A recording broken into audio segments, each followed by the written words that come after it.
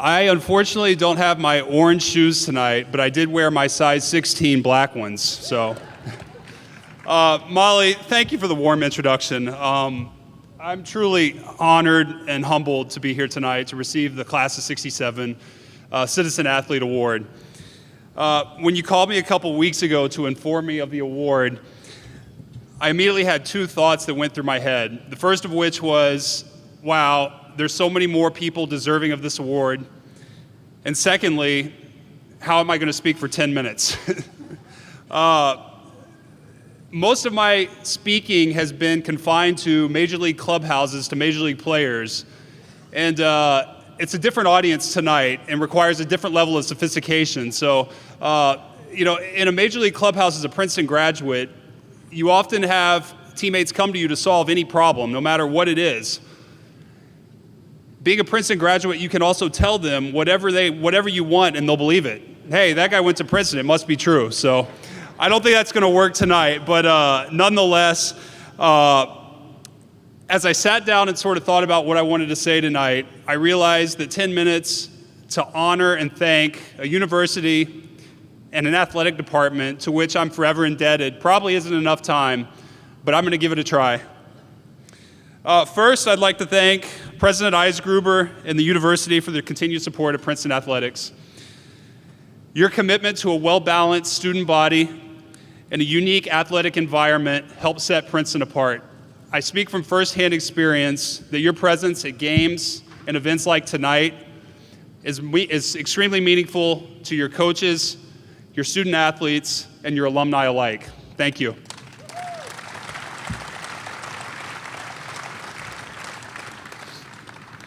To Molly and the entire athletic department, thank you for honoring me tonight. I cannot say enough about the leadership and culture of excellence which you have enhanced here at Princeton.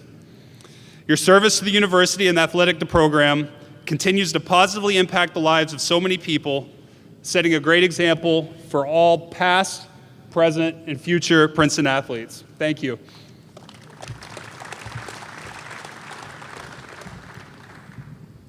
To all of the varsity coaches and staff and members of the athletic department, thank you for your dedication and commitment to Princeton athletics and the student athletes here. Always remember that you all are perhaps the most important role models in the lives of your student athletes during their 4 years on campus. Your words are powerful, your actions are meaningful. By holding yourselves to the highest of standards, you inspire your athletes to reach their potential. Thank you. For all of you student athletes in the room tonight, your time at Princeton goes quickly, but the lessons learned in your respective athletic arenas will last you a lifetime. One day you'll be back here like me, 20 years removed from your college playing days, still feeling like you're 20 and not 40, and you'll realize the impact of all of your coaches and teammates and what they've meant to you in your life.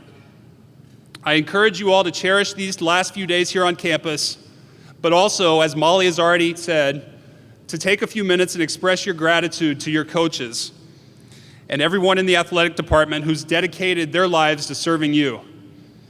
It's their commitment to excellence that shapes your experience and the lasting memories of this great university. I want to take another few minutes to personally thank all the coaches to whom I played for during my 2 years of college athletics here at Princeton. Starting with basketball, Coach Bill Carmody, Joe Scott, John Thompson, and Howard Levy. The principles of teamwork, discipline, and hard work that I learned at Princeton basketball have prepared me for the challenges that I faced in life, and I'm grateful for that. From baseball, Assistant Coach Lloyd Brewer, Head Coach Scott Bradley. The two of you have been extremely great mentors in my life. Coach Bradley, your constant optimism and support has meant more to me than you'll ever know. Believing in me at times when I didn't even believe in myself. You've always been there for me in the hard times and the great ones, and you and your family mean more to me than I can ever repay you, and I thank you for that.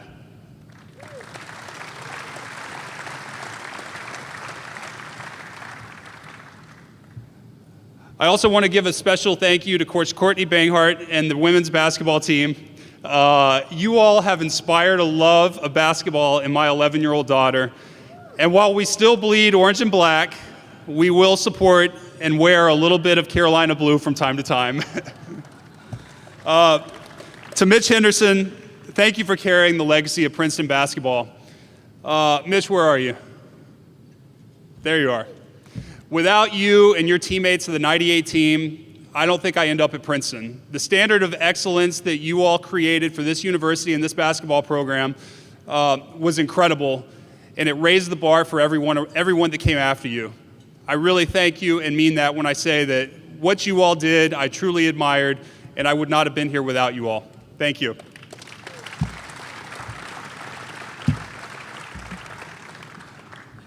While I'm on the topic of high standards and expectations, I want to thank someone who also has been very special to Princeton athletics and also to me, and that's Gary Walters. Gary, you've touched the lives of so many Princeton athletes, and you embody everything that's right in college athletics. Thank you for the role you've played in my life specifically, but more importantly, thank you for one of the messages that you shared with me several years ago. It was a message that characterizes what it means to be a Princeton graduate and a former Princeton athlete. And now you said it way more eloquently than I can, and for everybody in here who knows Gary, he's a very eloquent person. You said that graduating from Princeton raised the standard of excellence for everything you do in life. And I couldn't agree more with that statement. Every day I feel a responsibility to live up to the highest of standards which Princeton University and Princeton athletics represents. Most days that's a blessing, and every now and again when you have a bad day, and for me, that's been in front of 45,000 screaming fans, it can be a little bit of a curse. Lastly, I'd like to thank my wife Liz, who is celebrating her birthday tonight.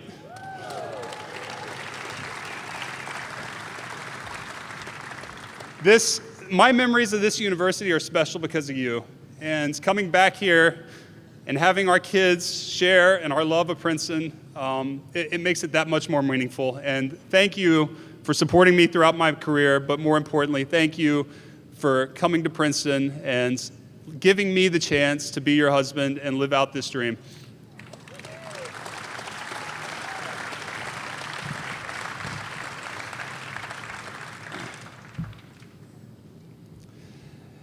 In 2005, I was a rookie pitcher for the Texas Rangers.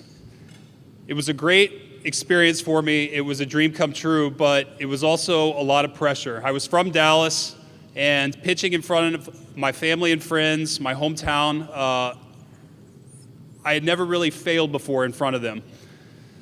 And at the big league level, everybody fails.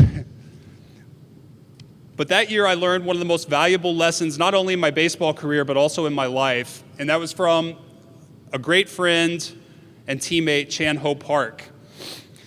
As a little background, Chan Ho was the first South Korean-born professional player to pitch in Major League Baseball.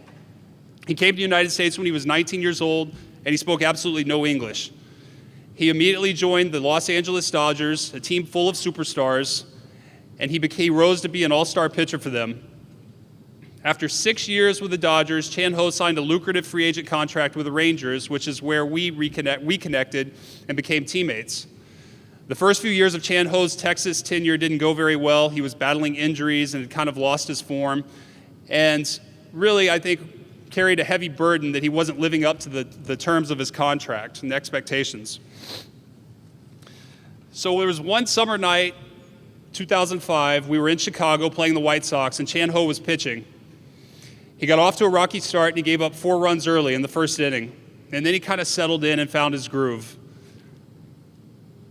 The next few innings, we came back and we took the lead, and Chan Ho pitched well, and he got us to the 6th inning. And in the 6th inning, he ran into a little bit of trouble. He got the leadoff hitter out, the next guy got a base hit, then he walked the next guy, got the next guy out, and with two outs and 2 runners on base, the White Sox best hitter came up to bat. Chan Ho, knowing he was kind of at the end of his rope and he was fatigued, didn't know really how he was going to get this hitter out, but knew he had to find something. So he stood on the mound and he decided that he was going to throw his fastest pitch, that he was going to reach back and get a little extra and throw it as hard as he could, which he did, and the hitter swung and missed. Chan-Ho turned around as he got the ball back from the catcher and looked at the scoreboard behind him, and he saw the velocity on the pitch was 92 miles an hour. He immediately got a little bit of confidence and thought, okay, I've got a little left in the tank. He got back on the mound and did the same thing, and the hitter fouled it off. He turned around and the pitch was 93 miles an hour. And at this point, he's starting to get a little more confidence, and he knows, okay, I'm going to come after this guy. He threw his next 4 pitches and finally struck the hitter out on the last pitch at 96 miles an hour and immediately ran off the mound elated. It was, for him, the best he had felt in years. He was back to his pre-injury form. His fastball was better than it had been. And he got in the dugout, and the manager was there, standing there, waiting for him. Buck Showalter, for those of you who know Buck. Buck was standing there with his hand out saying, Chan-Ho, great game. That's it. We're going to turn to the bullpen for the last 3 innings. Well, Chan-Ho immediately became irate. He was furious. No, this is the best I've felt. This is my game. I'm going back out there. The manager, knowing that Chan-Ho had been through some injuries and had struggled a little bit, thought that we're in a good place. We're winning the game. Chan-Ho's done his job. You're done. That's it. Chan-Ho again looked at him and said, no, this is my game. I'm going back out there to finish it. Buck looked at him and said, Chan-Ho, that is it. And Chan-Ho said, my last pitch was 96 miles an hour. I feel great. This is the best I've felt. I'm not coming out of this game. And Buck slowly turned and looked at the scoreboard and then looked back at Chan-Ho and said, Chan-Ho, that's not your velocity. That's your pitch count.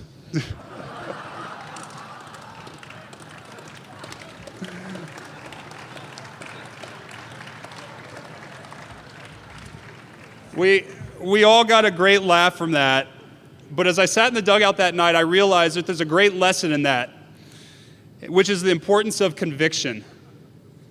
Chan-Ho believed with each pitch that the hitter wasn't going to hit it. The speed didn't matter. He believed in himself. The power of conviction is real, and its foundation is hard work and preparation and commitment. Everything that Molly outlined tonight. When you've done the work and you've committed to something and you believe in yourself, anything is possible. And for all of you student athletes walking out tonight, you will realize that. Another one of the best aspects of my career was the exposure to Princeton alumni wherever my career took me. I was part of Princeton clubs of San Diego, Seattle, and Denver, which organized events scheduled around my games, connecting me with hundreds of Princetonians across the country and exposing me to perhaps the greatest value of a Princeton education, which is the Princeton community. In 2015, as you all saw, I got the chance to be a part of the 2015 World Series champion Kansas City Royals. It was a really special year for me and my family, but also a very emotional time, as my dad had passed away a week before the playoffs started. We won the first round of the playoffs, advancing to the second round, which was the American League Championship Series. And if we won that, we'd advance to the World Series. We were faced with the task of playing the Toronto Blue Jays, who were an unbelievable team filled with great hitters and were unbeatable at home. I was scheduled to pitch Game 4 in Toronto, and the night before, Game 3, we had our ace on the mound. He went in Toronto, and he got absolutely crushed. Everything he threw got hit. The fans were going nuts. The environment was unbelievable, and we all knew that this is going to be tough. This is going to be tough to come out of here and win the next 2 games. When I got back to my hotel room that night, I looked at my wife, and I saw the look of panic in her eyes, and I felt the same thing in my stomach, knowing that tomorrow night is probably the biggest athletic event of my life, and it's also the most pivotal game of this series. As we got in bed, I checked my email, and I had one email in my inbox from a name I didn't recognize. And the email read, Chris, the Blue Jays shot their shot tonight. Obviously, all Royals fans are rooting for you tomorrow night. Princetonians are too. Believe it or not, There are old farts from 73 and 74 who are into this. I hope you will be able to find a way to enjoy tomorrow night, an emotional time for your family for sure. After all the hours you have spent on baseball and the choices you have made, isn't this right where you want to be? You win tomorrow night, we win one at home, we're in the World Series. This is the Royals' year. Have fun, throw strikes, and kick some Blue Jays' ass. Looking forward to seeing you at Alumni Day or reunions with a World Series ring. Best of luck, Andy Coward, class of '74.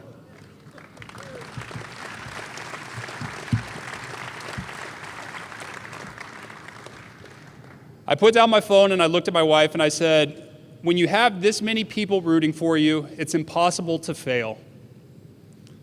I didn't know Andy at all, but I knew at the most important time in my athletic career, he was behind me.